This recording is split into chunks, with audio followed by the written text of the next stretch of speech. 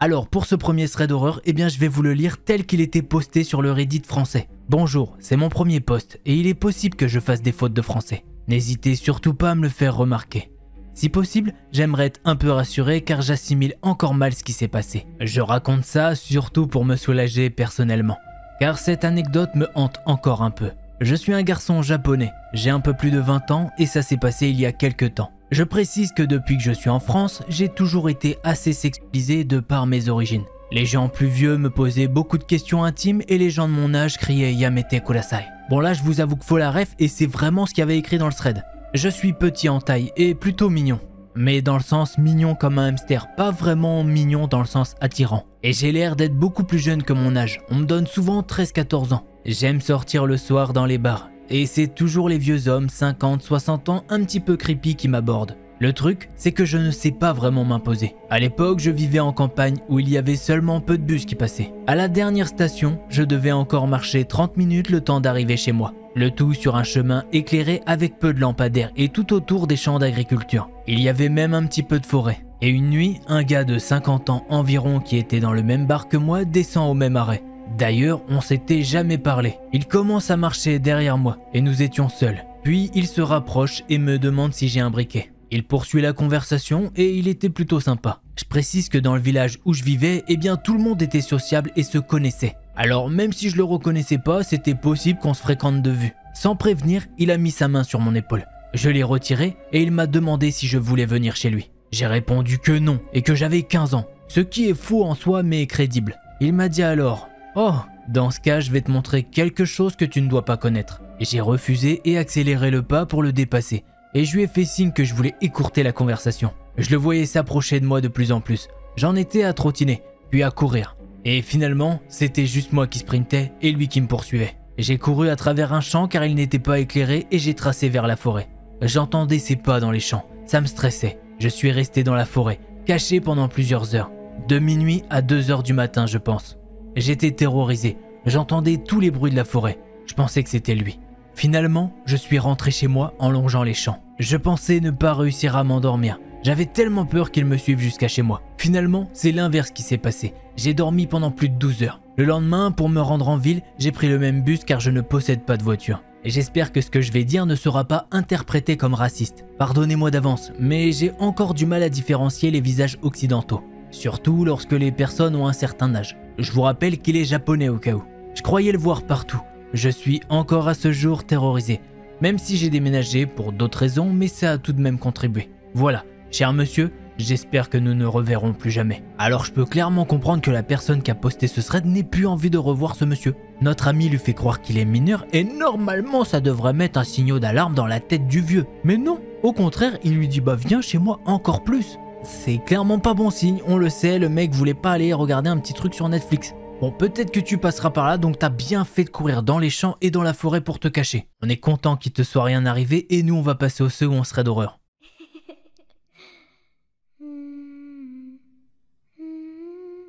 L'histoire que je vais vous raconter, eh bien c'est celle de Cathy qui avait 21 ans au moment des faits. À cette époque-là, elle était à Devon au Royaume-Uni. Il faut savoir que Cathy, elle a toujours été très ouverte au surnaturel et elle croyait déjà plus ou moins qu'il y avait une sorte de vie après la mort. Ce qui suit est le récit d'une expérience paranormale qu'elle a vécue alors qu'elle vivait dans une maison qui était autrefois un ancien moulin. Allez, le petit débrief étant fait, maintenant je passe en première personne pour vous raconter tout ça. La maison dans laquelle nous vivions s'appelait le Vieux Moulin. Mes parents et moi y avons déménagé quand j'avais 14 ans. C'était un moulin reconverti qui avait encore une roue hydraulique sur le côté. Elle ne bougeait pas, elle était inactive depuis quelque temps. La bâtisse a été en son temps différentes choses. Un moulin, une scierie, une papeterie et encore une minoterie. Il a été transformé en maison dans les années 1950. Mais les parties les plus anciennes de la maison remontent au XIIe siècle. Je n'ai jamais vraiment senti quoi que ce soit lorsque nous avons vu la maison pour la première fois. J'ai juste trouvé l'histoire du bâtiment fascinante. Et c'était une belle maison. Donc j'étais ravi d'y emménager. C'est environ 6 mois après notre emménagement qu'un homme m'est apparu pour la première fois dans ma chambre. Je me souviens la première fois que je l'ai vu. J'ai cru que quelqu'un était entré par effraction. Je me souviens avoir crié, hurlé à mes parents. « Il y a quelqu'un dans la maison !» Mais le temps qu'ils arrivent, il avait disparu. Nous avons fouillé la maison. Rien. Aucun signe de lui. J'ai été un peu paniqué pendant un moment. Et j'ai pensé que peut-être mon esprit me jouait des tours. Mais ensuite je l'ai revu, environ une semaine plus tard, exactement au même endroit dans le coin de ma chambre. Je me souviens que j'étais seul à la maison et que je criais « Qu'est-ce que tu veux ?» À ce stade, je croyais toujours que c'était quelqu'un qui était entré par effraction. Et je me souviens avoir cherché mon téléphone, prêt à composer le 999, au cas où c'est le numéro d'urgence au Royaume-Uni. Mais ensuite il m'a parlé et m'a dit « Je veux être ton ami. J'habitais ici. Je veux juste visiter et voir ce que vous avez fait de l'endroit. » Alors je lui ai demandé quand vivait-il ici. Et c'est là qu'il a dit 1874. Je pensais qu'il plaisantait, mais j'ai remarqué ses vêtements et c'était très démodé, très victorien. Il portait un costume marron et tenait un chapeau haut de forme. J'ai crié de nouveau et j'ai couru dans le jardin. Puis quand je suis rentré, il était parti. J'étais tellement paniqué. Je n'en ai pas parlé à mes parents parce qu'ils penseraient que j'étais folle et que je voyais des choses. La seconde fois qu'il est réapparu, il m'a dit qu'il s'appelait Arthur. J'ai toujours trouvé étrange qu'il apparaisse exactement au même endroit dans le coin de ma chambre. Et j'ai aussi remarqué qu'il avait beaucoup d'échymoses autour du cou. Je lui ai posé la question une fois, mais il avait l'air très penaud puis a disparu. Il n'avait pas l'air si vieux, peut-être dans la quarantaine. À l'époque, je traversais une période difficile de dépression. Il a commencé à apparaître chaque fois que j'avais des pensées sombres. Et il a commencé à encourager ses pensées et sentiments négatifs. C'est à ce moment-là que j'ai réalisé qu'il n'était pas seulement un esprit visitant un endroit où il vivait. Je sentais qu'il avait capté l'énergie négative autour de moi et l'avait encouragée à la rendre plus forte. C'est alors que j'en ai parlé à mes parents. Je crois qu'ils pensaient que c'était juste des voix dans ma tête concernant ma santé mentale. Nous avons demandé de l'aide médicale, mais j'avais l'impression que personne ne le prenait au sérieux. C'est alors que nous avons décidé que nous devions quitter la maison. Le truc, c'est que dès que j'ai quitté la maison, tout s'est arrêté. Il m'a laissé seul, les voix se sont arrêtées. C'est comme ça que j'ai su que je n'étais pas simplement en train de devenir folle ou d'avoir une sorte d'épisode. Quand je lui ai dit qu'on déménageait, il était très en colère et m'a dit « Tu es à moi ». À partir de ce moment-là, j'ai pu voir la silhouette de deux filles. Chaque fois qu'elles apparaissaient, ils disparaissaient. Elles avaient à peu près le même âge que moi à l'époque, 15-16 ans. L'une d'elles m'a parlé, elle s'appelait Mary, et elle m'a juste dit que j'avais besoin de partir, de sortir et de me sauver de lui. Je l'ai cru. Il y a même eu une fois où Mary m'a possédé. Je n'en ai aucun souvenir. Je vais donc vous dire ce que mes parents m'ont dit à ce sujet lorsqu'ils en ont été témoins. J'étais allongé dans mon lit en train de pleurer et ils étaient là pour me réconforter. Apparemment, mon corps s'est raidi pendant environ 5 à 10 secondes. Et puis j'ai commencé à parler. Mais ce n'était pas du tout ma voix. Je disais « Sortez, sortez. Vous devez vous protéger de lui. Sauvez-vous de là. » Et puis j'ai eu une quinte de tout. Et je suis revenu à moi. Quand mes parents et moi avons finalement quitté la maison, c'était comme une bouffée d'air frais, comme si un poids avait été enlevé de nos épaules. Heureusement, la vente de l'entreprise de mes parents nous ont permis d'acheter et d'emménager dans une nouvelle maison, avant de vendre The Old Mill, le vieux moulin. Je suis très reconnaissante que nous ayons réussi à le faire parce que j'étais juste au point où je devais sortir de cette maison. Lorsque nous avons emménagé dans notre nouvelle maison, nous avons discuté avec un de nos voisins et il s'est avéré qu'il était médium. Nous lui avons raconté toute notre expérience avec la vieille maison et il a proposé d'y aller avec l'un de ses amis médiums pour voir s'ils avaient remarqué quelque chose. Nous ne lui avons pas dit tous les détails, mais ce que lui et son ami médium ont découvert était incroyable. Il s'avère qu'Arthur était un prêtre qui y vivait dans les années 1870. Il s'est avéré qu'il y avait retenu 2 filles captives, Mary et Elizabeth. Apparemment, il les a accidentellement tuées. Il se sentait tellement coupable et honteux de ce qu'il avait fait qu'il a fini par se pendre. Vous l'aurez deviné, dans le coin de ce qui allait devenir ma chambre. Nous avons réussi à vendre la maison il y a 1 an. Nous avons dit au nouveau propriétaire que nous avions une activité spirituelle, mais pas toute l'étendue de cette activité. Par contre, nous ne voulions pas vendre la maison à une famille qui avait des jeunes filles, car nous ne voulions pas qu'elles vivent quelque chose de similaire à ce que j'ai vécu. Heureusement, c'était un charmant couple de personnes âgées qui l'a acheté. Et quand nous leur avons dit que le moulin était légèrement hanté, ils ont trouvé que c'était plutôt magnifique. Je suis maintenant devenue très consciente du fait que je peux sentir les esprits. Même dans la maison où nous vivons, je ressens mes grands-parents qui sont décédés il y a quelques années. Je ne dirais pas que je ne vivrai plus jamais dans une maison hantée parce que j'ai l'impression que toutes les maisons ont une histoire, même les nouvelles constructions, car il y aura une histoire sur le terrain sur lequel elles sont construites. Et voilà, c'est ainsi que se termine ce second thread d'horreur. Alors oui, on est basé sur du paranormal. Je sais qu'il y en a qui aiment pas trop et il y en a qui en sont très friands. D'ailleurs, ceux qui sont contents là, n'hésitez pas à me le dire dans les commentaires, je verrai comme ça qui kiffe le paranormal un petit peu. En tout cas, moi j'ai bien kiffé quand je l'ai découvert. Et puis là aussi quand je vous la raconte. Bon, si t'as kiffé la vidéo, je te rappelle qu'un petit pouce bleu et un abonnement, bah ça fait jamais de mal.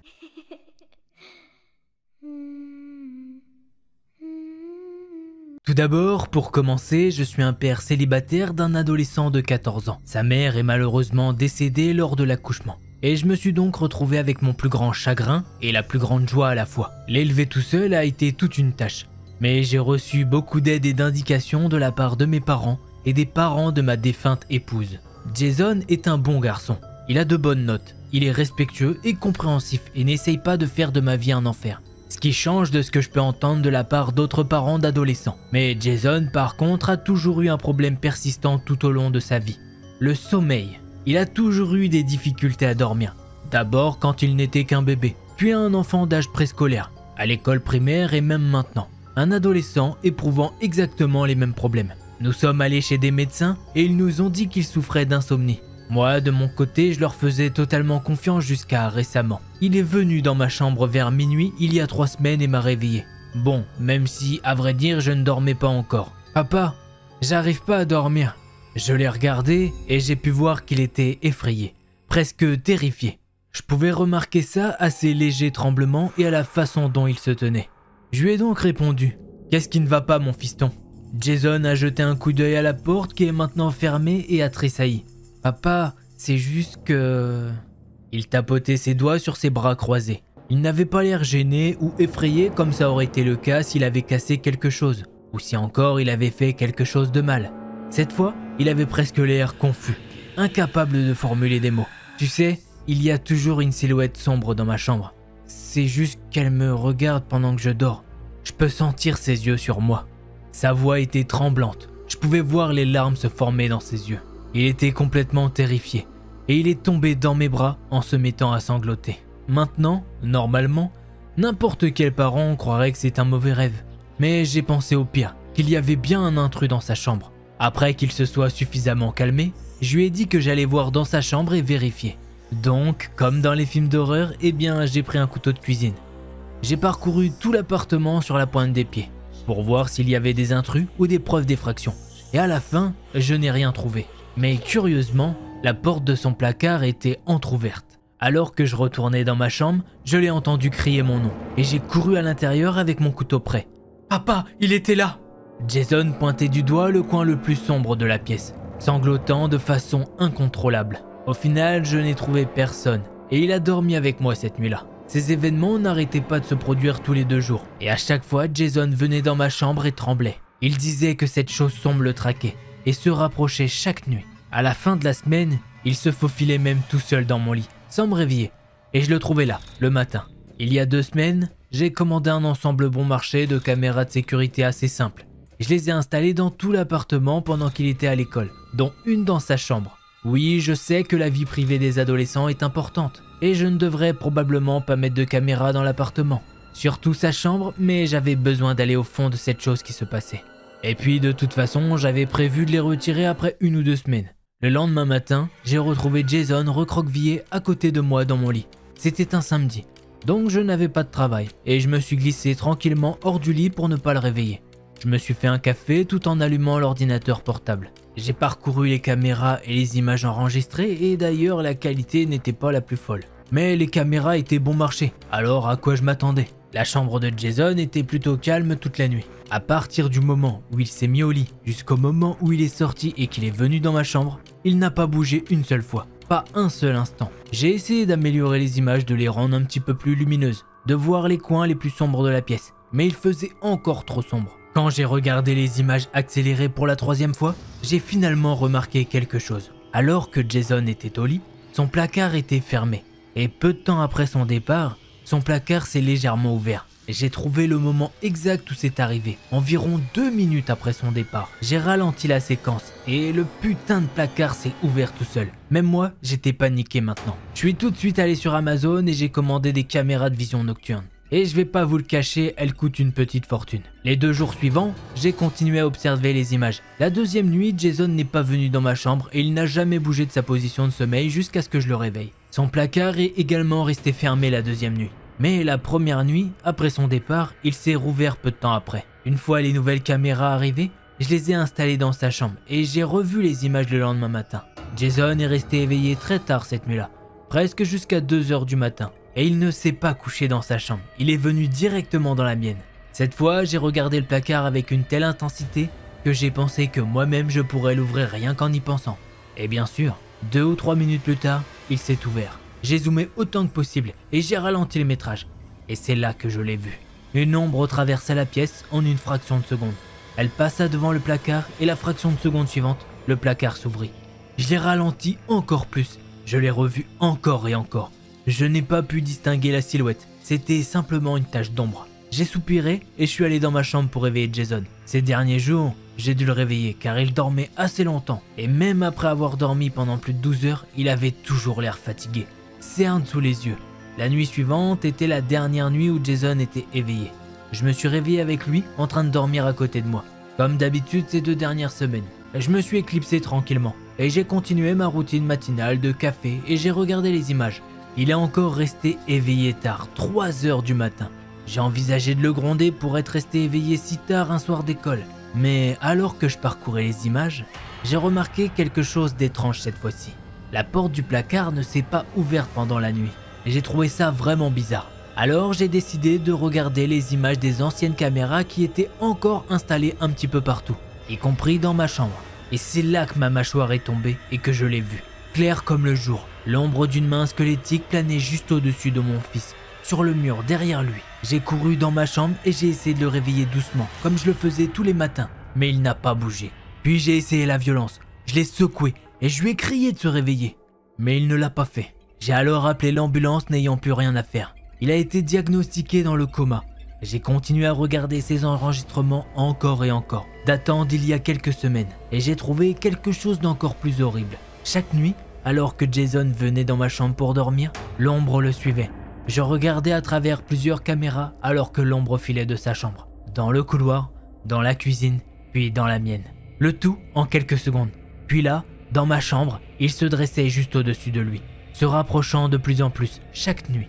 Je ne sais pas comment le décrire, c'est différent de tout ce que j'ai vu auparavant, mais c'est une ombre si noire que l'obscurité de la pièce l'éclairait d'une manière étrange. Cela m'amène aux événements de la semaine dernière et d'aujourd'hui. Moi aussi, j'ai commencé à ressentir une présence. Moi aussi, j'ai commencé à voir l'ombre se profiler, au coin de l'œil. Et moi aussi, j'ai commencé à la voir se rapprocher de moi pendant que je dormais. Et ça, chaque nuit. J'ai frénétiquement établi une chronologie aujourd'hui. Et à en juger par cela, aujourd'hui est le dernier jour où je pourrais me réveiller par moi-même. Ce qui signifie qu'à moins que je ne sois réveillé par quelqu'un demain, je ne me réveillerai plus. J'ai conduit jusqu'à la maison de mes parents aujourd'hui et je vais passer la nuit là-bas. Ils ont des instructions très précises pour me réveiller. Je veux voir si cette chose me suivra jusqu'ici aussi. Et j'ai encore besoin de comprendre comment réveiller mon fils et découvrir ce que cette chose lui a fait. Et voilà, la partie 1 de cette histoire est maintenant terminée. Mais cette personne est revenue peu de temps après sur Reddit pour raconter la partie 2. Et justement, on perd pas plus de temps. On passe à la partie 2. Mon nom est Matt. Veuillez vous en souvenir. Je n'aurais jamais pensé que je ferais une partie 2. Mais j'y suis. Les 12 dernières heures ont été une montagne russe d'émotions. Et je n'ai même pas pu dormir depuis les 18 dernières heures. Depuis que je me suis réveillé en fait. Permettez-moi de commencer là où je me suis arrêté la dernière fois. La maison de mes parents. Je n'ai jamais essayé de leur expliquer ce que j'avais vu ou vécu. Je savais qu'ils ne comprendraient pas. Ils n'essayaient même pas de comprendre. Ils étaient toujours de grands sceptiques de l'inconnu, pensant toujours qu'il y avait une explication logique à tout et dans ce cas, il y en avait une aussi, même s'il n'y en avait pas. Mes parents m'ont réveillé à 13h. Ils pensaient que je me réveillerais tout seul. Mais je ne l'ai pas fait. J'ai été réveillé en sursaut par le visage inquiet de mon père qui me regardait dans les yeux. « Je pensais que tu te réveillerais pas », avait-il dit avec un ton inquiet. Puis il s'était raclé la gorge et il avait commencé à s'éloigner. « Prends une douche !» Je me suis levé. J'avais l'impression de ne pas avoir dormi du tout. Mon corps était complètement épuisé. Je me sentais différent, presque comme si quelque chose manquait. Une grande partie de moi-même. J'ai essayé de me rappeler ce que je faisais même dans la maison de mes parents en premier lieu. Puis je me suis rappelé avoir installé mon téléphone pour me filmer. Je me suis souvenu de l'ombre. Mais je ne me souvenais plus pourquoi j'avais essayé de la filmer. Les images capturées par la fragile caméra de mon téléphone, sans aucun moyen de les améliorer correctement. Elles m'étaient inutiles et ne filmaient rien de remarquable. J'ai décidé de vérifier mon téléphone et j'ai trouvé des milliers de notifications de Reddit, ainsi que mon propre message de ce vendredi sur Reddit. Ce post que je ne me souviens pas avoir écrit. Jason ? Un fils ? Moi, j'ai un fils. Mais quoi ? Les questions ont inondé mon esprit pendant que je lisais et relisais les mots que je ne me rappelais pas avoir écrits. Je suis retourné frénétiquement à mon appartement, pas vraiment sûr de ce que je cherchais. J'ai exploré chaque pièce et j'ai trouvé la sienne. La chambre de mon fils, bien rangée et propre. Quelques affiches de super-héros sur les murs. Un bureau avec un ordinateur portable dessus. Un lit avec des couvertures au design merveilleux. Ma tête tournait. Une horrible migraine. Alors j'ai pris un médicament. Jason. J'avais écrit que j'avais un fils qui s'appelait Jason. J'ai sorti mon téléphone et j'ai appelé mon père. « Hé Matt, qu'est-ce qui se passe? Tu es parti d'un coup sans rien dire. »« Jason. Vous vous souvenez de Jason ?»« Jason? Non, ça me dit rien. Est-ce que c'est un de tes amis? Il s'est passé quelque chose? » ?»« Non, tant pis. Merci papa. » J'ai raccroché avant qu'il ne puisse dire un mot de plus. Pourtant, le poste dit clairement que j'ai un fils qui s'appelle Jason. D'ailleurs, il est dans le coma. J'ai parcouru mon téléphone. Il n'y avait aucune photo d'un garçon de 14 ans là-dedans. J'ai regardé partout dans la maison. Aucun album photo. Absolument aucune preuve qu'il ait jamais existé ici à part la chambre d'un enfant apparemment intacte. J'avais mal au cœur. Ma tête tournait. J'avais l'impression qu'il me manquait quelque chose. Mais de ne pas savoir ce que c'était. Comme si c'était sur le bout de la langue. C'était vraiment insupportable. J'ai trouvé un certificat de décès de ma femme et je l'ai lu attentivement. Oh mon Dieu, il est clairement dit qu'elle est décédée en accouchant. Alors où est cet enfant? Pourquoi est-ce que je ne peux pas me souvenir de lui? Alors que pourtant, je me souviens clairement d'elle. J'ai fouillé dans la maison, j'ai tout foutu en l'air. Mais à la fin, je n'ai rien trouvé. Pas d'acte de naissance, pas de vieux papiers, ni de notes de professeur, ni de rendez-vous chez le médecin. Je me suis effondré sur le canapé dans le salon, épuisé, les yeux lourds. Mais quelque chose me trottait dans la tête et je n'arrivais pas à dormir. J'ai donc pris mon ordinateur portable à la place. Et c'est là que j'ai redécouvert les images de la caméra dont j'ai parlé dans le dernier message. Je l'ai vu.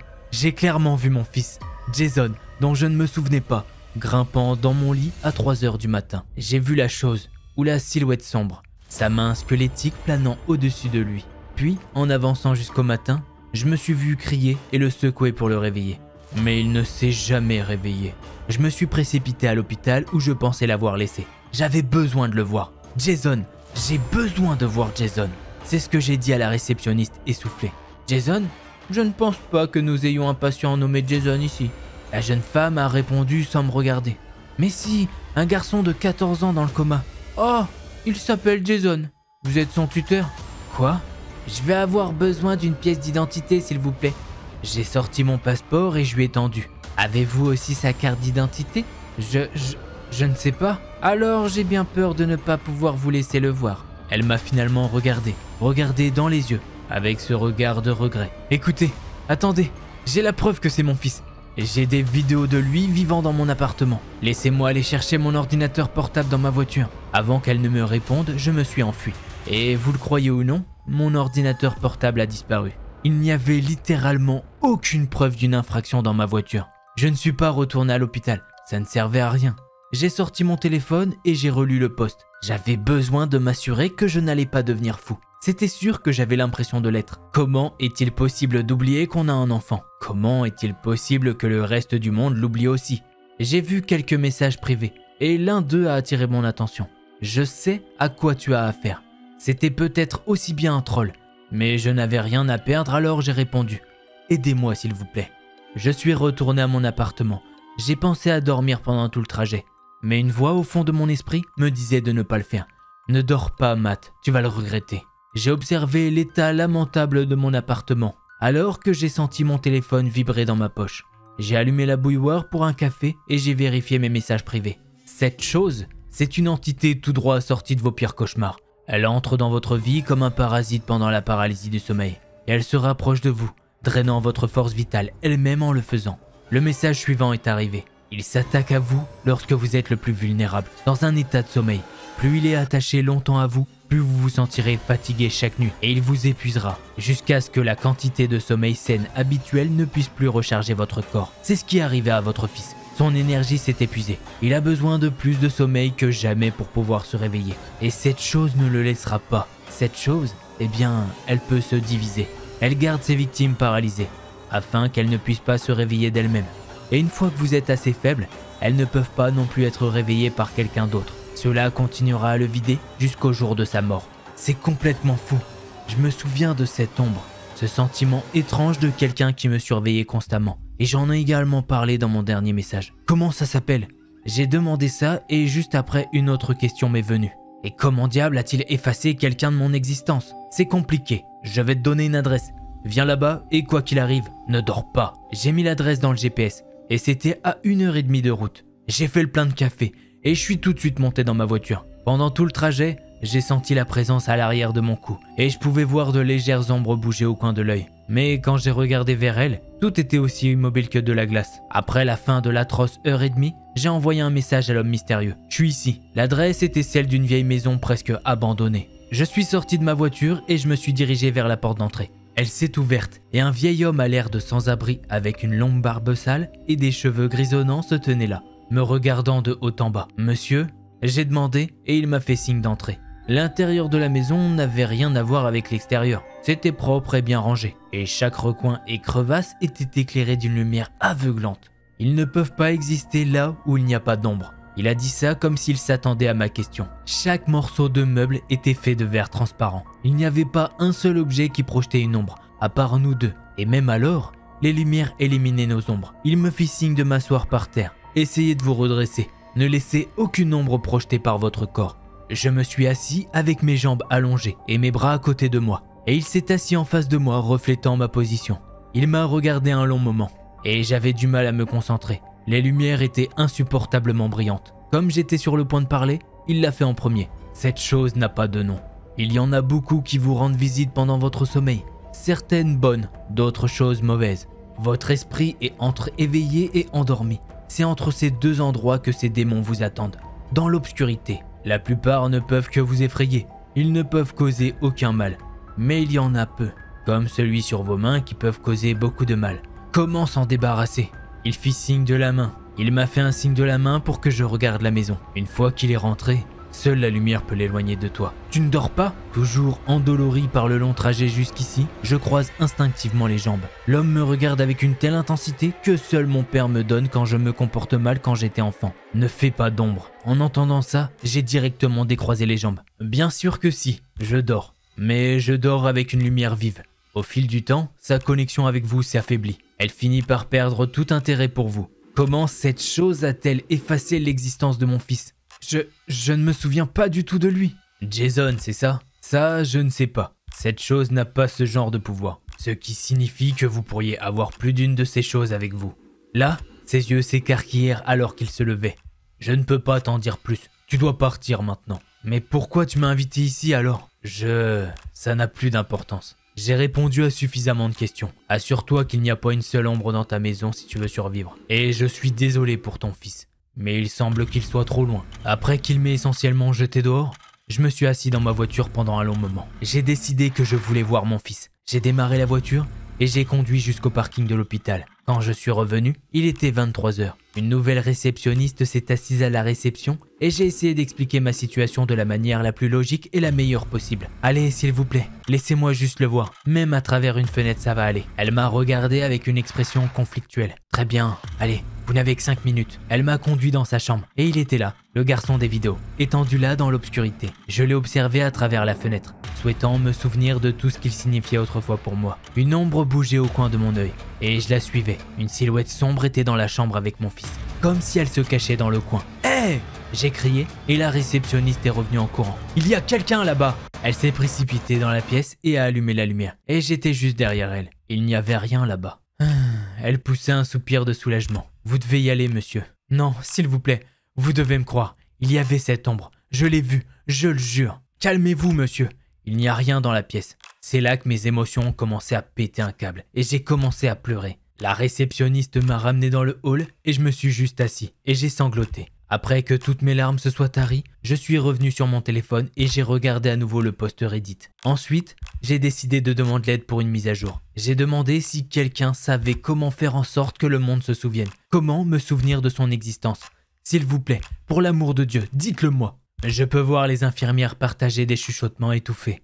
Alors que je suis assis ici dans le hall en train d'écrire ceci. Il y a des chances qu'elle me mette à la porte. Ou pire encore, qu'elle m'enferme. Mon nom est Matt. Si cette chose me prend, ne m'oubliez pas comme j'ai oublié mon pauvre fils. Je veux me souvenir. Alors, qu'est-ce que vous en avez pensé de cette histoire? En tout cas, moi je l'aime bien, c'était très intéressant à raconter. Ça change un petit peu d'habitude et ça c'est plutôt cool. Si tu veux m'en dire plus, bah tu sais où ça se passe, c'est en commentaire.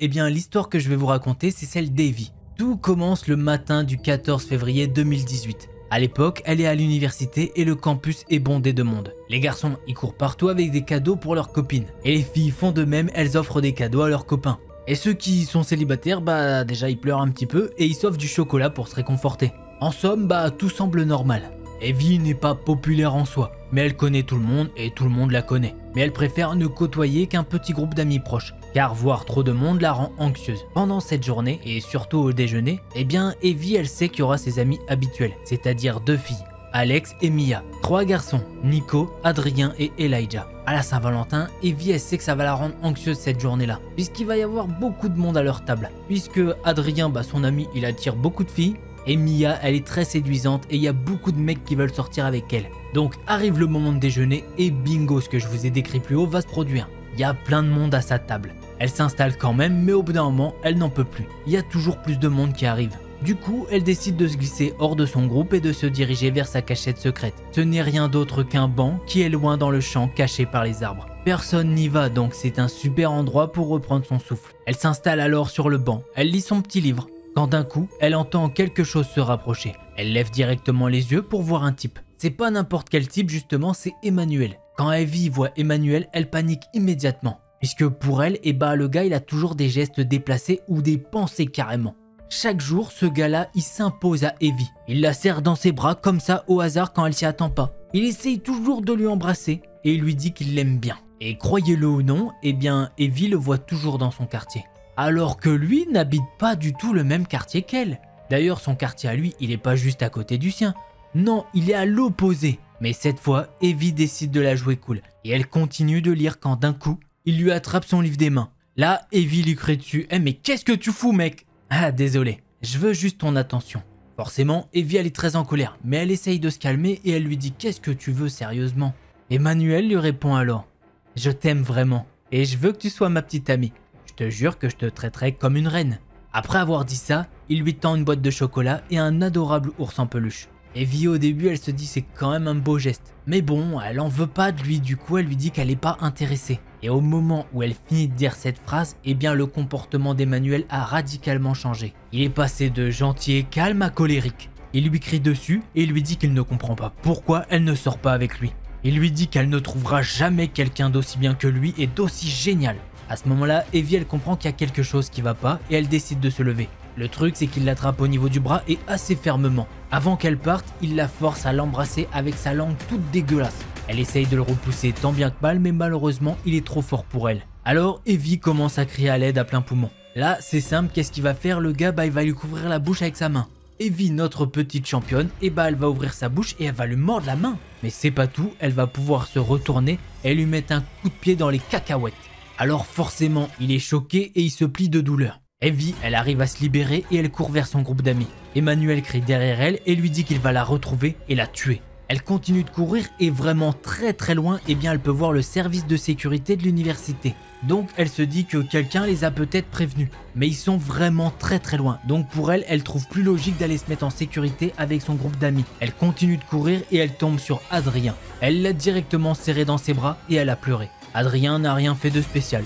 Il l'a juste réconfortée le temps qu'elle arrive à parler. Apparemment, le reste du groupe s'était séparé pour essayer de la retrouver car elle était partie depuis un petit moment. Elle arrive à reprendre ses esprits et elle explique tout ce qui s'est passé à Adrien. Puis, soudainement, elle a été appelée pour aller dans le bureau du principal. Le responsable de l'université a voulu savoir tout ce qui s'était passé et la police a été appelée. C'était vraiment une journée très longue pour elle et là, elle voulait plus qu'une chose. Et bah, c'était rentrer chez elle. Après avoir raconté tout ce qui s'est passé aux policiers, elle a été autorisée à rentrer dans sa maison. Plus tard, Evie a découvert par les policiers que dans la maison d'Emmanuel, il y avait un sanctuaire construit pour elle.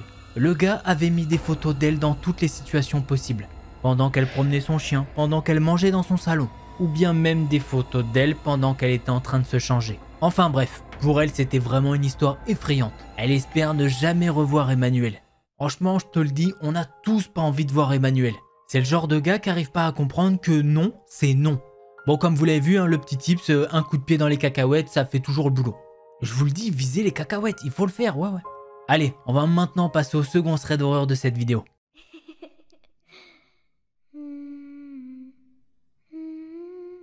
Alors, pour cette histoire, eh bien c'est celle d'un Canadien qui s'appelle Émile et à ce moment-là, il a 17 ans. Au moment des faits, il travaillait dans une grande surface au Canada. Ça fait à peu près 1 an qu'il a l'emploi là-bas, donc ça va, il est quand même assez à l'aise. Un banal mercredi de janvier 2022, un client lui demande où sont certains articles. Il regarde la liste vite fait et il dit au client que non, ils n'ont pas ces articles-là. Bon, en vrai, il n'a pas trop fait attention aux articles qu'il avait besoin. Mais là, le gars va lui dire une phrase qu'il oubliera jamais. « T'as pas fini d'entendre parler de moi ». À ce moment-là, il est à peu près 13h. Il continue son travail et vers 16h, à cause du manque criant de personnel et de son expérience, on lui dit qu'il doit effectuer la fermeture du magasin seul. Il a l'habitude de faire la fermeture du magasin, mais pas tout seul. Arrive 21h et ça y est, le magasin doit fermer. Il commence par barrer les portes. Ensuite, il fait le tour des rayons pour mettre le magasin en ordre. Dans la section des tondeuses, il ne pousse jamais les boîtes jusqu'au mur. Il y a donc toujours un espace entre la tondeuse et le mur. Il se met à ranger un petit peu ce rayon, mais en faisant ça, il a un mauvais feeling. Au début, il se dit juste que c'est parce qu'il n'a pas l'habitude de fermer tout seul et que forcément, il doit angoisser. Bon, il est à l'entrepôt et là, il peut entendre les haut-parleurs qui s'allument et il y a un mec qui dit « Je t'avais dit que t'avais pas fini d'entendre parler de moi ». Forcément, Émile, il panique. Et un petit peu plus loin, vers l'entrée de l'entrepôt, eh bien, il peut voir une boîte. Il décide donc d'aller se cacher dans cette boîte qui est assez grande. Pendant qu'il est dans la boîte, il réfléchit à sa journée et à l'homme de 13h. Il se souvient que le gars lui a demandé de l'eau de javel et une pelle. Sur la boîte dans laquelle il se trouve, il y a des poignées. Du coup, il arrive quand même à voir un petit peu la porte de l'entrepôt. Il est vraiment tétanisé quand il peut voir 3 hommes débarquer dans l'entrepôt. À ce moment précis, il se dit carrément que c'est fini, qu'il sortira jamais du magasin en vie. Malgré cette pensée, il a quand même un petit plan. Son plan, c'est seulement d'appeler la police et d'espérer qu'ils arrivent à temps. Après que les 3 hommes quittent l'entrepôt après 15 minutes qui lui sont parues comme 5 heures, il se met à contacter la police. L'opératrice lui dit qu'ils vont envoyer des unités sur le champ. 30 minutes plus tard, toujours dans sa boîte, eh bien il peut quand même observer les hommes faire des nombreux va-et-vient dans l'entrepôt. Et là, la police arrive enfin, 22h30. Les haut-parleurs vont de nouveau retentir et la police dit « vous pouvez sortir ». Il s'exécute et il va à la rencontre des policiers qui prennent sa déposition. Et là, il voit les 3 trous de balles entrer dans la voiture de police. On lui a dit que l'homme de 13h, eh bien il avait des antécédents judiciaires. Déjà accusé de meurtre, mais faute de preuves, il a jamais été inculpé. Et en cherchant un petit peu, les policiers ont pu trouver une arme à feu, une pelle et de l'eau de javel. Un petit peu après, un agent vient le voir et lui dit qu'ils ont trouvé un couteau de boucher caché sur sa voiture. Il est minuit 30 quand Émile arrive enfin à rentrer chez lui. Il se met forcément à repenser à cette soirée et il est pas bien du tout. Une semaine plus tard, la police le contacte pour lui dire que les 3 hommes sont accusés de séquestration. Ils lui ont également demandé s'il voulait un suivi un petit peu plus en profondeur. Mais il a refusé. 6 mois après ces événements, il a quitté son travail. Mais il a plus jamais fermé le magasin tout seul. Et encore heureux, la seule fois qu'il le fait, il y a un mec très chelou. Il était quand même un petit peu susceptible le monsieur. Il a montré un papier à Émile qui savait pas forcément s'il y avait ses objets dans le magasin. Et le gars, il vient limite pour une vengeance de fou. Ouais, c'est quand même assez chaud, on va se dire. Allez, on passe au thread suivant.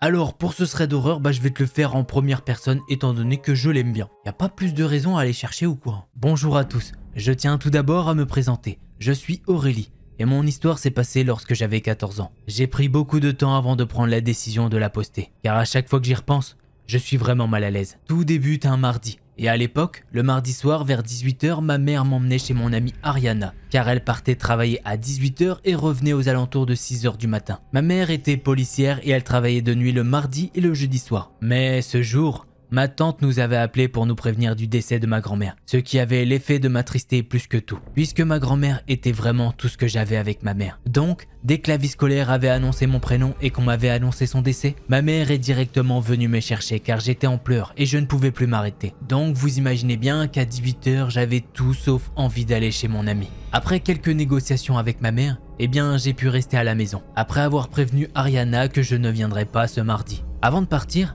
ma mère m'avait laissé un numéro sur le frigo. Au cas où il se passerait quelque chose, je pourrais appeler. Je n'avais pas de téléphone portable à cette époque, mais je n'y faisais pas bien attention. Après tout, ça n'arrive qu'aux autres. Dès que ma mère est partie, je suis allé m'étaler sur le canapé en regardant la télé. Quelques larmes coulant sur mes joues dues au choc de tout à l'heure. Vers 20h, j'ai commencé à avoir faim. Donc je suis allé dans la cuisine. J'ai ouvert le micro-ondes mais il n'y avait plus l'assiette que ma mère m'avait laissée dedans. Je me suis donc dit que c'était sûrement ma mère qui l'avait pris parce qu'elle avait un petit creux avant de partir. Enfin bref, Pour moi, il n'y avait rien d'alarmant. Donc je suis allé chercher un petit paquet de chips et je suis passé devant la porte d'entrée pour retourner dans le salon. J'ai remarqué que la porte était un peu entrouverte, mais j'ai pensé que c'était juste ma mère qui avait mal claqué la porte en partant au travail.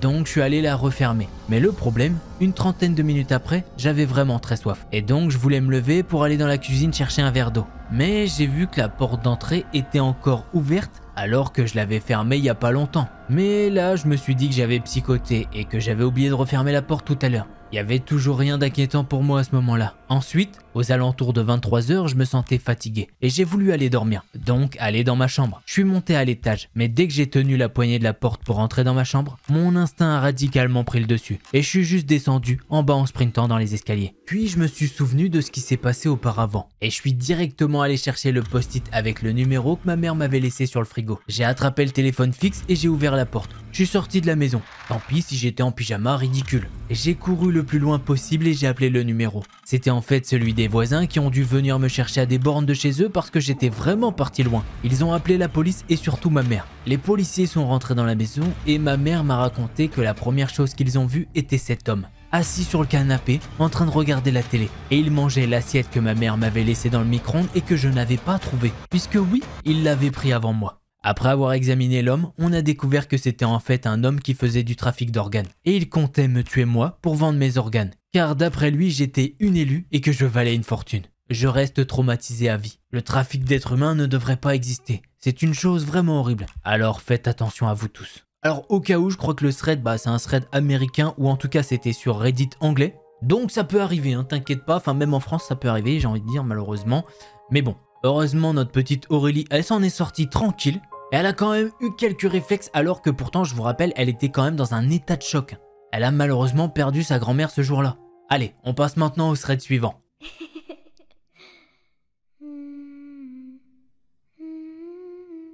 On se retrouve pour ce dernier thread d'horreur et vous allez voir que c'est quand même quelque chose.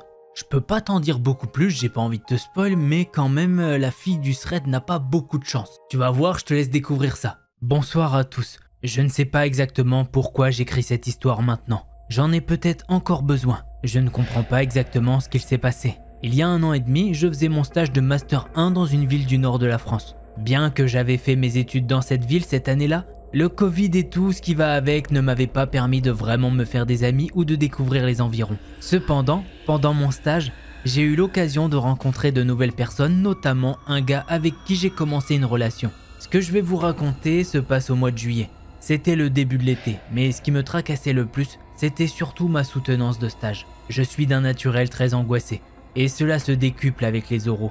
J'ai tendance à faire des crises de panique avant.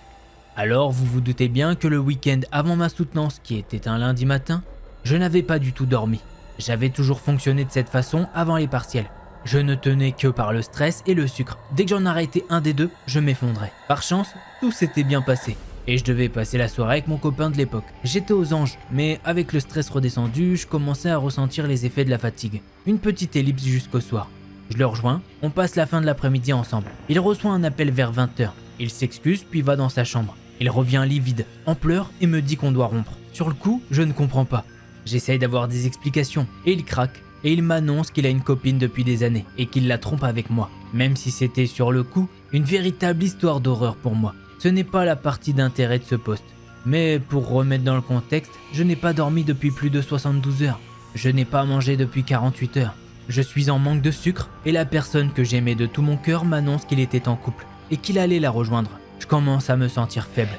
J'explose en pleurs. Je ne comprends pas. La scène semble surréaliste, mais il me presse de sortir de chez lui pour qu'il prenne sa voiture. Je me retrouve donc vers 20 h 30 un soir d'été en pleurs, effondré dans la rue devant l'appartement de mon ex, épuisé physiquement par la fatigue et psychologiquement par l'annonce. Je reste comme ça pendant environ 30 minutes, incapable de bouger. J'essaye de raisonner, mais mon cerveau en est incapable. Et puis quelqu'un en BMW s'arrête à mon niveau. Il faisait une tête de plus que moi. Il me demande si j'ai besoin d'aide. Je réponds par la négative. Il s'approche de moi, me prend la main et me pose des questions assez banales comme mon prénom, mon âge, etc. Il se présente. Il s'appelle Alex et il est arménien. Il est là pour les vacances. Et puis, il commence à me poser des questions sur la raison de mon état. Je lui explique vaguement que je viens de rompre. Il me dit qu'il va casser la gueule au mec. À ça, je ne dis rien. J'ai juste envie de partir car je sens quelque chose d'étrange arriver. mais j'ai du mal à raisonner. Tout est embrumé. Je me relève quelques minutes plus tard et j'essaye de partir. Il me propose de me raccompagner en voiture et je refuse. Je commence à partir et il me rattrape par la main. Je la secoue pour me libérer et continue d'avancer. Il me rattrape et me suit de nouveau. J'ai de plus en plus peur. Est-ce juste mon état de fatigue? Le fait que le soleil commence à sombrer progressivement ou parce qu'un individu me suit? Et puis, sans trop que je sache comment, il me reprend la main. Je lui demande d'arrêter mais il continue avec des paroles mielleuses. J'ai déjà eu le droit en tant que femme dans la rue à des phrases de drague, des comportements déplacés. Mais là, ça dépassait ce que j'avais vécu par le passé. Je me sens de plus en plus faible et bientôt, je n'arrive plus à lutter. Ni contre lui, ni contre mon état. Je sais qu'à tout moment, je peux m'écrouler. Comme dit précédemment, je n'ai aucun vrai contact dans la ville. Personne que je peux appeler pour m'aider. Il recommence à me parler, me propose qu'on aille manger ensemble. Il me dit qu'il m'offrira ce que je veux. Je refuse. Je lance des regards à droite et à gauche, des appels à l'aide aux passants, mais rien. Il me prend dans ses bras et il caresse mon corps. Je veux le repousser mais je suis faible. Et comme il me l'a si bien fait comprendre, il va à la salle et surtout, il était connu dans toute la ville pour être quelqu'un de violent et qu'au besoin, il pouvait casser la gueule à celui qui m'avait fait pleurer. Je me rends compte de la situation pour les gens autour. Une gamine d'une vingtaine d'années en pleurs, en jupe d'été dans les bras d'un mec de 40 ans qui n'a aucun lien physique avec moi. Je sais ce qu'il pense. Il me propose de m'accompagner en voiture une fois, puis deux. Je refuse encore et encore, mais cette fois, il me tient fermement le poignet. Je veux courir, m'enfuir, mais j'en suis incapable. Je sens ma tête tourner. Il me reste peu de temps à tenir. Je lui demande de me laisser tranquille une dernière fois. Et il sent que je vais craquer. J'ai peur. Vous savez, quand votre mère vous dit de ne jamais monter dans la voiture d'un inconnu, écoutez-la. Il est 21h37. Ça fait 1 heure que je lutte dans la rue. C'est long, très long. Et mon corps a atteint ses limites. J'accepte de monter dans sa voiture. À vrai dire, ce n'est pas vraiment un oui. J'ai juste peur de m'évanouir ici et qui sait ce qu'il me ferait.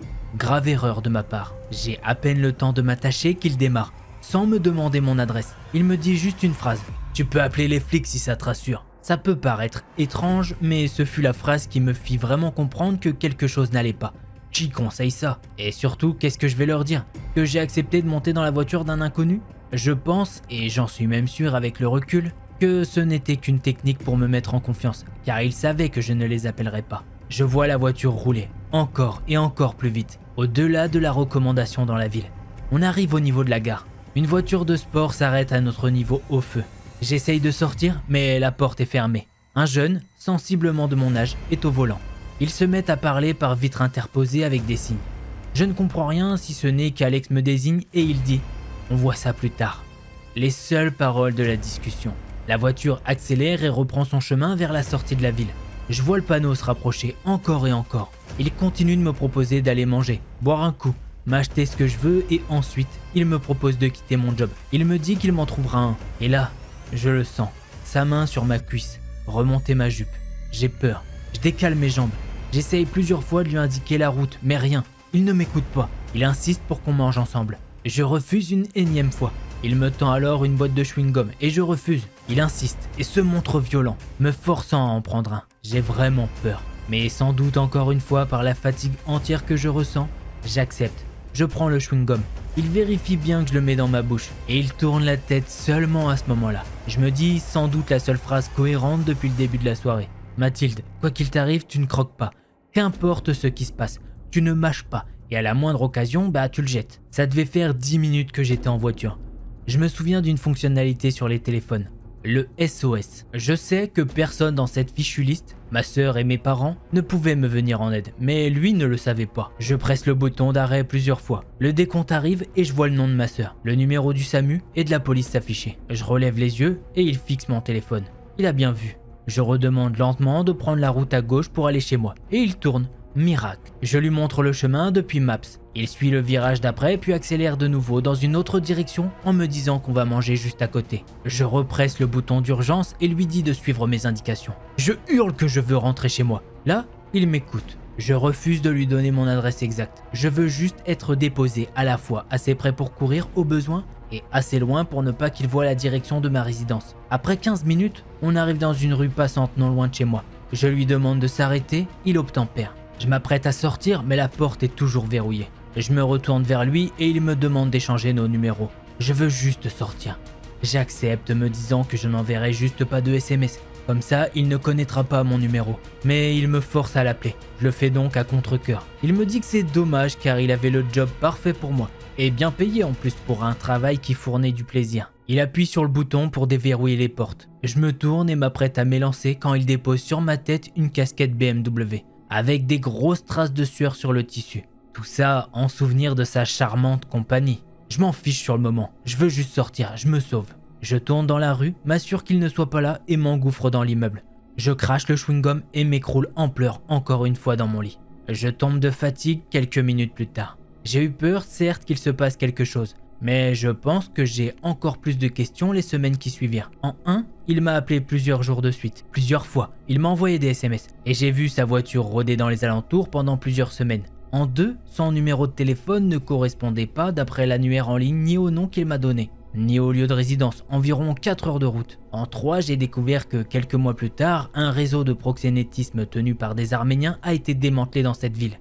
En 4, même si j'ai bloqué son numéro, Snapchat me propose de le rajouter en ami. Son pseudo est femme-XXX. Les X remplaçant la suite du pseudo pour éviter que vous puissiez le retrouver. Je ne sais pas quel était son but. Était-il vraiment juste gentil et que le décalage culturel le rendait étrange ? Même abusif avec les caresses. Je refuse de croire que c'était de la gentillesse. Pourquoi m'avait-il forcé à manger un chewing-gum ? Que me voulait-il réellement ? Alors bien sûr, on sait pas ce qu'il lui voulait vraiment, mais bon, le coup du chewing-gum, allez, pourquoi pas, on peut dire que c'est de la gentillesse. Mais les petites caresses, non, c'est pas de la gentillesse. Hein. C'était pas une petite caresse dans le dos en mode « Allez, ça va aller ma cocotte, ouais, tu pleures et tout, ça va aller, t'inquiète pas ». C'était plus des caresses, on sait pourquoi. Donc non, il y avait pas de gentillesse dans ce truc-là.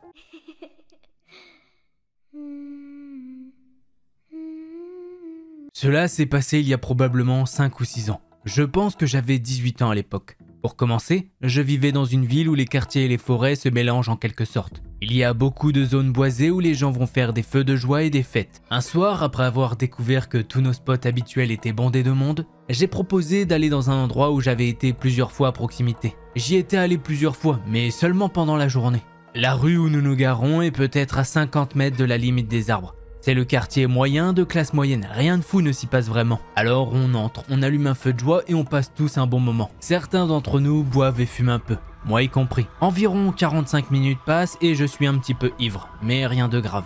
Et par-dessus le son de notre musique et de mes amis qui parlent, j'entends quelque chose d'étrange. J'arrive pas à comprendre ce que c'est, donc je me dis que j'entends peut-être juste des choses. Y'a quoi ? Une dizaine de minutes qui passent et j'entends cette chose à nouveau. Cette fois-ci, un petit peu mieux. Ça semble encore relativement loin, mais ça ressemble à une déchirure de velcro. Je m'arrête et je reste assis là, à essayer d'écouter pendant que mes amis s'emballent en riant et en parlant. Eux, de leur côté, ils ne semblent pas avoir entendu ce bruit. Par contre, c'est là que j'ai cru entendre un son qui m'était très familier. Un bruit de bzzz, comme si vous entendiez un taser. Mais quelque chose de vraiment très bref. Là, mon estomac se noue et j'ai commencé à regarder autour de moi un peu frénétiquement. Mon copain de l'époque a été le premier à remarquer ma détresse. Il me demande ce qui ne va pas et je lui explique. Et forcément, lui aussi commence à s'inquiéter. Il oblige mes amis à se calmer et nous nous asseyons tout juste là et écoutons un petit peu. Ensuite, nous l'entendons tous.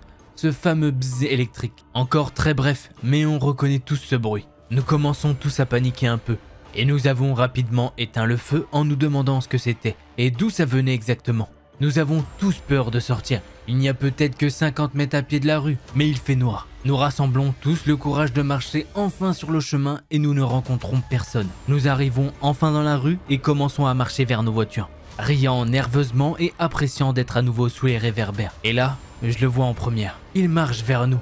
Enfin, pas vers nous, juste dans la direction d'où nous venons. Il est légèrement à notre droite. Il tient une sorte de bâton. Cela m'a fait peur au début, mais pendant une brève seconde, je me suis calmé. C'était un quartier sûr que je connaissais très bien, et il était très courant de voir des gens se promener la nuit. Mais ensuite, je remarque qu'il nous regarde droit dans les yeux, et ce regard, il est toujours gravé dans mon esprit. Nous nous croisons.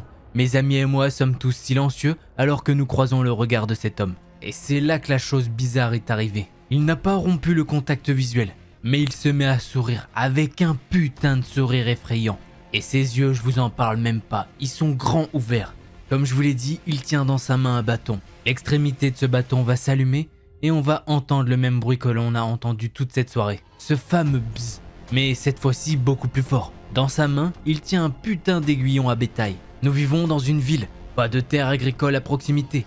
Il n'a aucune raison d'avoir un aiguillon à bétail. Mes amis et moi, nous nous chions littéralement dessus alors qu'il passe devant nous. Il est peut-être à une dizaine de mètres de nous quand d'un coup, il va s'engouffrer dans la forêt, sans lampe de poche ni rien. Nous sommes tous montés dans nos voitures pour rentrer chez nous. Et je peux vous dire que nous ne sommes jamais retournés à cet endroit. Et voilà, c'est comme ça que se termine ce petit thread bien chelou. Pourquoi ce gars se promène avec un aiguillon à bétail dans une forêt ou un truc comme ça? Et il l'allume comme ça, bzz, bzz, bzz, c'est pas des miel pops, hein. Je sais pas ce qu'il faisait, est-ce que le gars il veut juste faire peur à des jeunes qui font la fête? Mais j'en doute, sachant que le thread il est américain, donc tu vois le délire.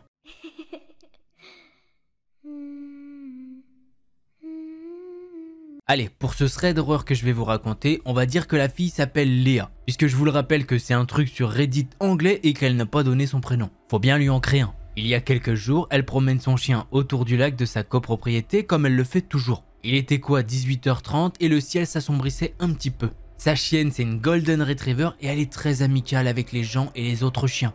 Elle a 6 mois et elle aboie ou grogne rarement contre qui que ce soit. En fait, elle aime se faire caresser par des étrangers, mais elle est généralement très calme, que les gens la caressent ou non. Quoi qu'il en soit, elle marche tranquille et soudain quand elle se retourne, eh bien elle peut voir ce type bizarre sortir de nulle part. Dès qu'elle le voit, elle trouve le gars mais vraiment bizarre. Il avait des lunettes. Je sais pas ce que je dois en penser.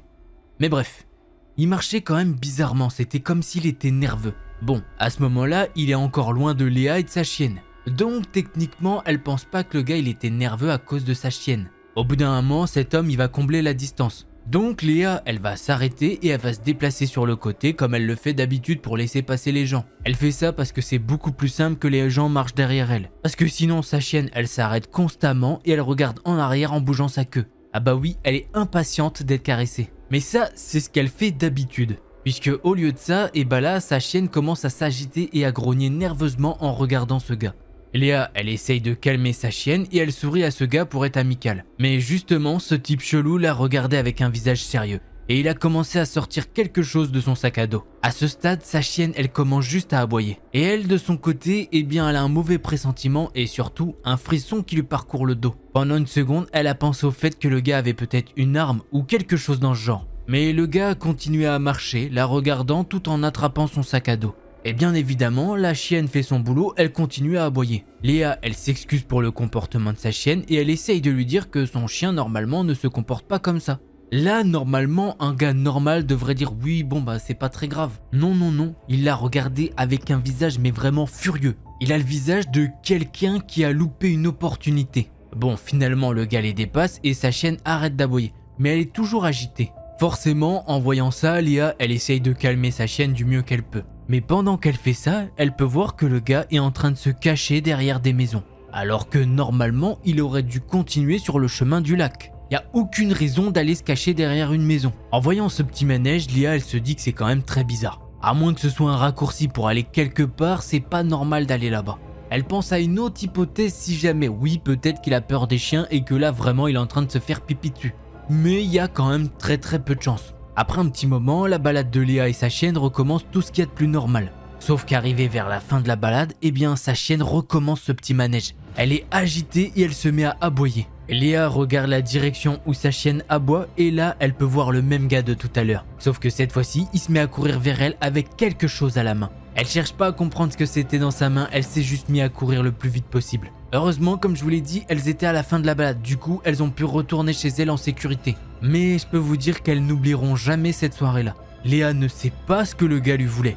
Mais c'est quand même bizarre, tout à l'heure, il était très méfiant envers la chienne et tout. Et là, il s'est mis à courir vers elle avec quelque chose à la main. Et ce quelque chose, elle se doute que c'est le quelque chose qu'il voulait prendre de son sac. Donc potentiellement, c'était quoi? Un couteau, un taser, quelque chose comme ça? Ou bien un autographe, mais je pense pas. Je parie plus pour le couteau ou une arme, on va pas se mentir. Voilà, c'est comme ça que se termine ce thread d'horreur. Encore une fois, bah la chienne a fait son boulot. J'ai envie de te dire que si la chienne n'était pas là, peut-être que Léa serait pas là aujourd'hui aussi. Puisque oui, le gars l'aurait attaqué étant donné qu'il n'y avait pas la chienne, ça aurait été beaucoup plus facile. Il y en a qui vont me dire oui, si la chienne n'était pas là, bah Léa serait peut-être pas sortie autour du lac. Ça se peut aussi, bien sûr. Mais bref, on va pas tergiverser, passons au prochain thread d'horreur.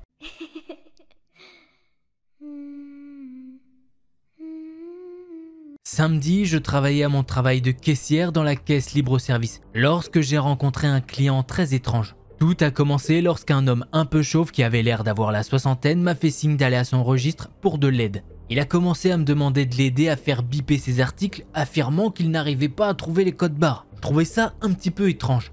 Mais j'essayais d'abord de ne pas juger. Puisque oui, c'est vrai, il a peut-être une vision déficiente ou un autre handicap. Il n'avait que 2 articles, une boisson et une barre chocolatée. Et je l'ai aidé à scanner les 2 articles. Mais il est vite devenu évident qu'il ne m'avait demandé de l'aide que comme excuse pour avoir mon intention. Il n'arrêtait pas de rire. Et ce n'était pas un rire innocent ou amical, mais un rire qui semblait déséquilibré. J'ai réalisé qu'il était très probablement sous l'influence de quelque chose. Et j'ai commencé à réfléchir pour mettre fin à mon interaction avec lui dès que possible. Il n'arrêtait pas de me demander mon numéro. Et j'essayais d'esquiver comme je pouvais. J'ai également dû le guider tout au long du processus de paiement, puisqu'il a bien évidemment fait semblant de ne pas savoir utiliser le lecteur de cartes. Tout ça dans le but de prolonger notre conversation. Quand tout cela a finalement été terminé et qu'il a payé, il est parti. Enfin, j'ai supposé qu'il était parti, puisque pas de chance. Environ 2 heures plus tard, c'était l'heure de ma pause déjeuner. Alors que je me dirige vers la salle de repos, je revois cet homme. Il me fait signe d'aller vers lui. J'ai alors dit aussi poliment que possible « Monsieur, je suis en repos, je vais aller à ma pause déjeuner. Passez une bonne journée. » J'ai alors accéléré le pas en marchant vers la salle de repos, regardant par-dessus mon épaule tout le long jusqu'à ce que je franchisse les portes de la zone réservée aux employés. Ma pause déjeuner s'est déroulée normalement. Et pendant un certain temps, mon retour au travail l'a été aussi. C'est-à-dire jusqu'à 2h30 plus tard, lorsque j'entends soudain l'un des agents de sécurité de notre magasin crier « Monsieur, je vais appeler la police si vous ne partez pas. Vous harcelez mes clients, vous harcelez mes employés, vous ne pouvez pas être ici. » Quand j'ai regardé dans la direction des cris, oh surprise, ce même gars sur qui on criait, eh bien c'était l'homme bizarre. Là, je l'ai alors vu courir vers l'arrière du magasin et la sécurité l'a poursuivi. Moi, de mon côté, j'étais pas capable de quitter ma zone de travail. Je devais rester concentré sur mon boulot. Donc j'ai juste présumé que peu de temps après, il l'avait attrapé et l'avait escorté. Un de mes autres collègues qui a été témoin de cela m'a dit qu'ils avaient essayé de le virer pendant un certain temps. Et que plus tôt dans la journée, il avait dragué une autre de mes collègues que j'appellerais Lassie. Il n'a pas précisé ce qui s'était passé avec Lassie. Alors j'ai pensé que ce gars avait sûrement fait les mêmes choses cheloues à Lassie. Tout ça était très bizarre et inconfortable. Sachant que plus tôt dans la journée, eh bien j'ai appris des détails un petit peu chelous qui m'ont glacé le sang. Pendant la pause déjeuner, je discutais avec une amie de travail que j'appellerais Vera. Je lui ai alors demandé « T'as entendu parler du type effrayant qui était ici samedi soir ?» Elle m'a dit que non seulement elle en avait entendu parler, mais qu'en plus elle avait été témoin d'une grande partie de son comportement dérangé.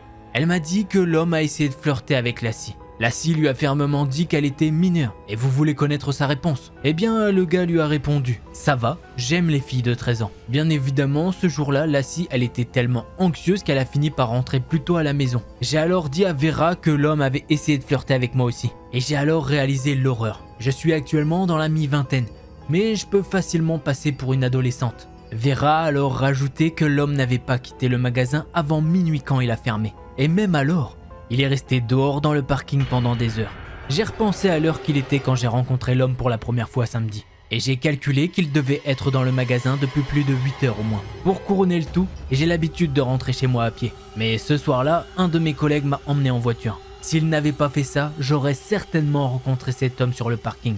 Et qui sait comment ça se serait passé. Et voilà, c'est ainsi que se termine ce thread d'horreur. La conclusion de cette histoire, elle va aller très vite. Cet homme est un mot que je peux pas dire sur YouTube. Je pense que vous voyez le mot, vous savez, hein, quand on aime des personnes de moins de 18 ans et qu'il faudrait pas. Voilà. Très bizarre, on va pas débattre plus que ça. Le mec est chelou et devrait aller en prison. Allez hop, ça dégage. Allez, on passe au thread suivant.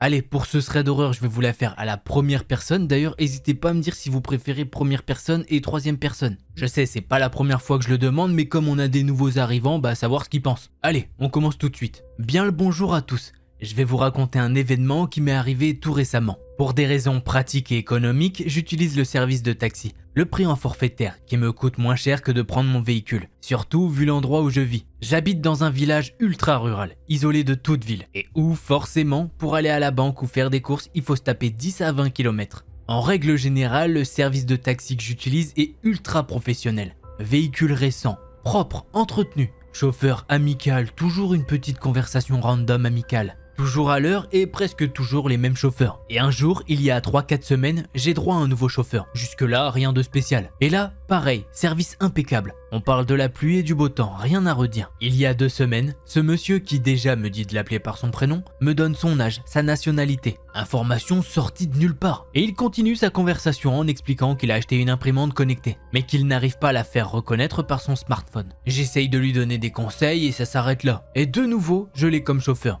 D'humeur beaucoup trop enthousiaste à mon goût. J'y prête pas trop attention. Il me reparle de son imprimante et me lâche. Toi qui travailles dans ce domaine, tu peux m'aider ? J'arrive pas à la connecter. Si tu veux, on s'ajoute sur Messenger. Vu qu'on était arrivé à ma destination, je lui bafouille une réponse du genre ouais, j'y penserai plus tard. À savoir que ce gars, eh bien, je lui ai jamais parlé de mon travail. Puisque oui, je suis technicien en informatique entre autres. Après, c'est une information facilement trouvable sur Facebook par exemple. Même si mon profil n'est pas full public. J'ai fini par oublier ce moment. Vu que j'ai dû aider une amie embourbée dans un divorce compliqué où il y avait des violences conjugales. Autant vous dire que ce divorce m'a beaucoup préoccupé. Et que ce moment avec le taxi, j'ai fini par l'oublier. Sauf qu'à un moment, j'ai dû me déplacer de nouveau. Et forcément faire appel à un taxi. Et vous l'aurez compris, de nouveau ce chauffeur. À peine monté, j'ai une envie subite de descendre du véhicule. Il me dit bonjour mais en utilisant mon prénom. Il me demande des nouvelles sur la santé de mon père et d'humeur encore plus enjouée. Je précise que là, encore une fois, j'ai jamais mentionné mon prénom, ni même parlé une seule fois de mon père à ce chauffeur. Autant dire que la route a été très lourde à faire avec un silence bien pesant. J'effectue ce que j'ai à faire et sur le parking du magasin, j'appelle la centrale du taxi pour commander un taxi sur le retour. Le monsieur me répond qu'il y a déjà un véhicule qui vient de déposer une vieille dame. Il faudrait juste que j'aille à sa rencontre et que je le prévienne instantanément pour qu'il me prenne en charge. Arrivé à hauteur du chauffeur, forcément, toujours ce chauffeur. Avec un grand sourire qui me prend en charge, moi et mes sacs. Et là, il se place derrière moi contre le coffre. Il a un geste très tactile derrière mon dos. Une sorte de caresse et ça m'a glacé le sang. Ce dernier me demande de monter devant, car les portes arrière ont un souci de déverrouillage. Autant dire que j'ai qu'une envie, c'est de fuir. Et ça, très vite. Je monte devant, en me disant bon, 10 km en voiture, ça ira vite. Et j'essaye de cacher mes émotions. Mais c'était une erreur. Le monsieur ultra curieux me parle. Il me pose des questions en essayant d'orienter mes réponses. Des questions très focalisées, vous savez, sur le plus de 18 ans. Des allusions de plus en plus cabreuses.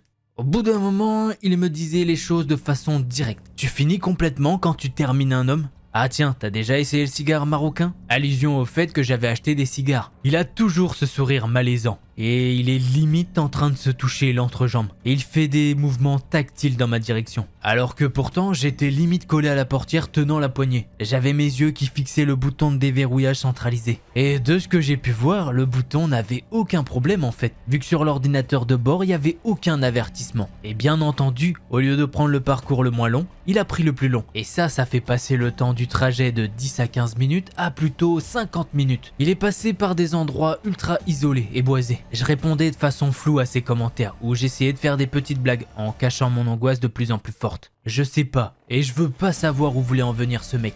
Juste arrivé devant chez moi, je suis descendu en 4e vitesse. J'ai pris tous mes sacs en une seule fois et je suis rentré chez moi. Et chez moi, dans l'heure qui a suivi, ce chauffeur m'a parlé sur WhatsApp. Je l'ai bloqué direct, j'ai même pas lu. Après m'être calmé, j'ai contacté la société de taxi où j'ai expliqué la situation. Le monsieur au téléphone m'a juste répondu « Ah, tu parles de Y ?» Moi, j'ai répondu par l'affirmatif. Et le gars au téléphone m'a répondu avec une intonation très mafia. J'ai pas d'autre image en tête pour la décrire. Il m'a dit « Ne t'inquiète pas, on s'occupe de ça ».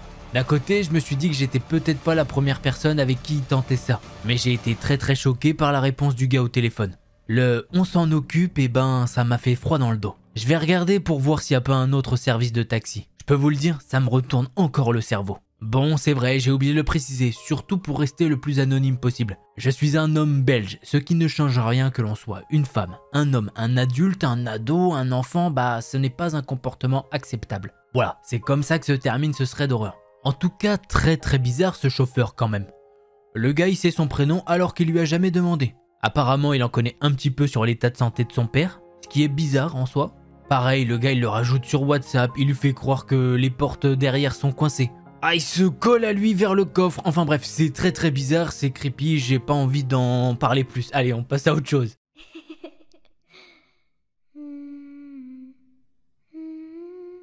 Alors l'histoire que je vais vous raconter, c'est celle de Claire et de son amie Anna. Bien évidemment, c'est pas les vrais prénoms. Il faut savoir que ces deux jeunes filles, eh bien, elles vivent sur une île française. Donc ça se situe pas en France et elles vivent à un autre rythme. Au moment de cette histoire, elles ont toutes les deux environ 15 ans et elles sont en seconde. À ce moment-là, elles vivent leur best life. Apparemment, elles sont plutôt bonnes élèves et elles ont une bande d'amis. Elles passent toute leur journée à la plage, à la rivière ou bien les uns chez les autres. Un jour, Claire, elle est chez elle toute seule et elle s'ennuie à mort. C'est donc naturellement qu'elle finit par envoyer un message à Anna pour qu'elle vienne la rejoindre et qu'elles puissent passer la journée ensemble. Au bout de 10 minutes, son amie est arrivée chez elle et elles se posent toutes les deux dans la chambre. Là, avec un air tout enjoué, Anna lui annonce qu'elle a trouvé quelqu'un. En bonne amie, Claire, elle commence à lui poser plein de questions. Et voilà tout ce qu'elle va apprendre. Le gars s'appelle Marc. Il vit dans un autre pays mais n'est pas trop loin. C'est à 3 heures d'avion. Il est super beau et accessoirement riche comme Crésus. Ah, il a 19 ans, soit 4 ans de plus que Anna. Premier réflexe qu'elle a, Claire, c'est de ne pas croire son ami. Un gars qui se décrit comme ça sur internet, il y en a des centaines. Et du coup, elle commence à faire la morale à son ami. En mode, mais meuf, me dis pas que t'y crois, c'est une arnaque, je te promets, faut que tu le bloques. Et c'est là que tout va se compliquer. Apparemment, il y a des preuves, beaucoup de preuves. Le gars envoie des photos de lui à Anna, des vidéos et il s'appelle même en FaceTime. Elle peut donc voir sa chambre, sa voiture de sport, sa sœur. Tout semble réel et elle a donc aucune raison de pas le croire. Alors, Claire, elle commence à y croire aussi. Elle ajoute Marc sur Snap et elle commence à devenir son amie. Il est plutôt sympa, quoique un peu bizarre sur les bords. Mais en général, elle s'entend bien avec lui. Jusqu'à ce qu'il lui demande de lui envoyer des photos d'elle. Au début, elle est un petit peu réticente, mais au fur et à mesure, elle lui envoie des photos d'elle. Après, c'est les mêmes que sur son Instagram, du coup, il n'y a rien d'incroyable. Mais malgré tout, le petit Marc, il lui fait des petits compliments. Et Claire, elle a 15 ans et ça lui fait chaud au cœur. Elle lui parle de sa vie, de ses cours, de sa famille, tout est parfait. Jusqu'au jour où les messages de Marc dérapent. Il commence à lui demander à quoi ressemblent ses sous-vêtements.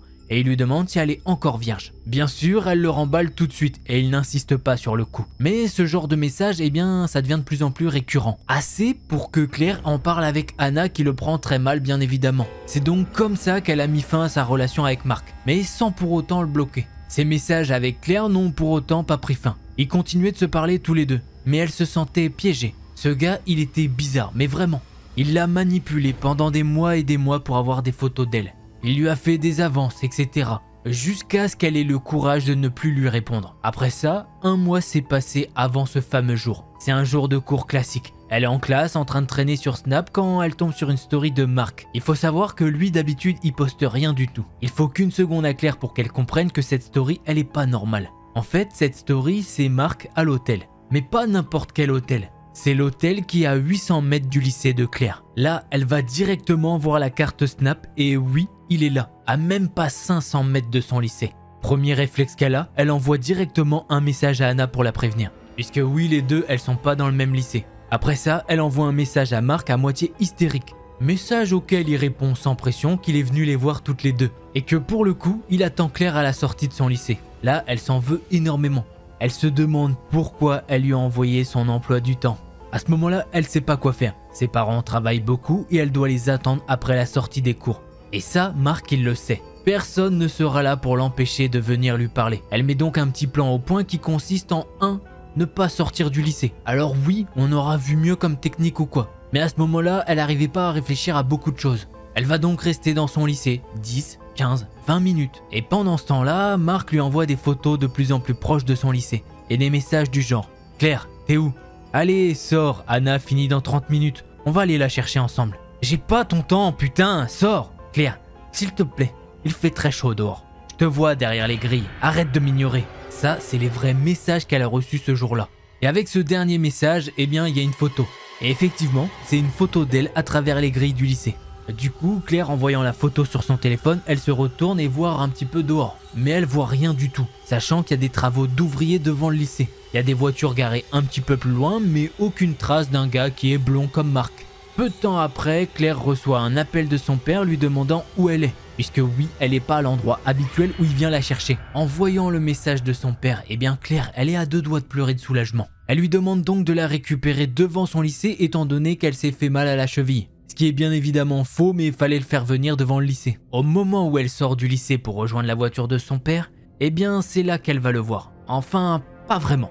C'est un homme d'environ 1,70 m, plutôt large avec de grandes lunettes de soleil. Il essaye de s'avancer vers elle à grande enjambée. Mais quand elle le voit, eh bien elle se dirige à fond vers la voiture de son père, oubliant que normalement elle est censée avoir un mal de cheville imaginaire. Quand la voiture de son père démarre, il est qu'à 3 mètres d'elle. Une fois en sécurité dans la voiture, elle se permet un petit regard en arrière. Et malheureusement, elle n'arrive pas à voir le gars, étant donné qu'il est dos à elle. Il est en train de s'avancer vers les voitures garées où il y a certainement la sienne. Une fois à l'abri, elle envoie un énième message à Anna pour qu'elle fasse attention en lui décrivant précisément l'homme qu'elle a vu. Ce à quoi Anna lui répond qu'elle est déjà chez elle en sécurité. Claire ne sait pas qui était cet homme ni comment ils ont monté leur coup, mais elle est sûre d'une chose. Ce jour-là, il aurait pu leur arriver quelque chose de bien pire qu'une simple rencontre entre potes. Alors même si cette histoire date un petit peu, eh bien faites attention à vous. Internet, ça sécurise pas plus que ça. Cette barrière virtuelle, eh bien les gens malveillants, ils peuvent la démolir très rapidement. Maintenant, Claire, elle se pose des questions.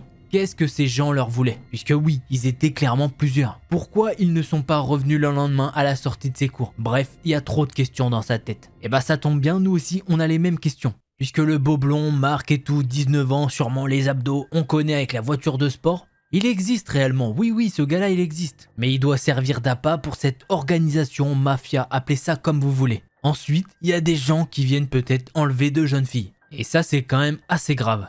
Donc faites très attention à vous, comme elle l'a dit, Internet ça sécurise pas tout. J'ai pas envie de vous faire peur, mais quand vous postez un message ou quoi que ce soit, c'est retraçable. Voilà les petits potes, j'espère que cette vidéo vous a plu. Si c'est le cas, vous connaissez le meilleur moyen de soutenir, eh bien c'est un petit pouce bleu et un abonnement. Allez, c'était Delcor, en attendant la prochaine vidéo, portez-vous bien, tchuss les petits potes.